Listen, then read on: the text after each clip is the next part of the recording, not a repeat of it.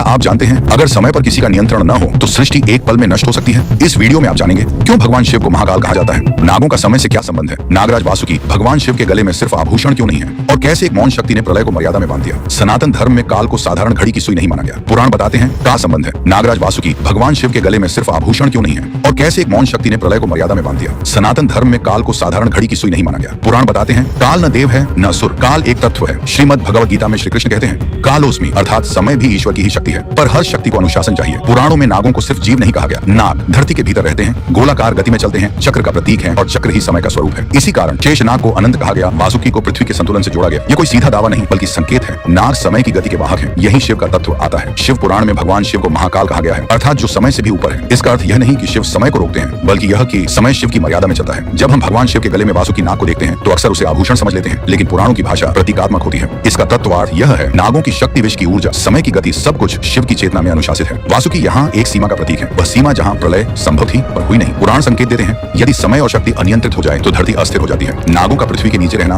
और वासुकी का शिव के कंठ में होना इसी संतुलन का संकेत है। यह नहीं कहा गया कि वासुकी समय चलाते हैं, कि यह बताया गया कि वे भगवान शिव के अधीन रहकर संतुलन बनाए रखते हैं। यह कथा यह दावा नहीं करती कि नाग सर्वशक्तिमान है, वासुकी ही काल के स्वामी है। यह केवल इतना कहती है माध्यम कई हो सकते हैं, स्वामी एक ही है, महाकाल शिव। सनातन धर्म रहस्यों को जोर से नहीं बोलता, उन्हें संकेतों में समझाता है। वासुकी कोई युद्ध कथा नहीं है, वे एक संतुलन है, और शिव वह मौन शक्ति है जिसके बिना समय भी दिशा खो देता है। जहाँ महादेव है वहाँ प्रलय भी मर्यादा में रहती है। हर हर महादेव।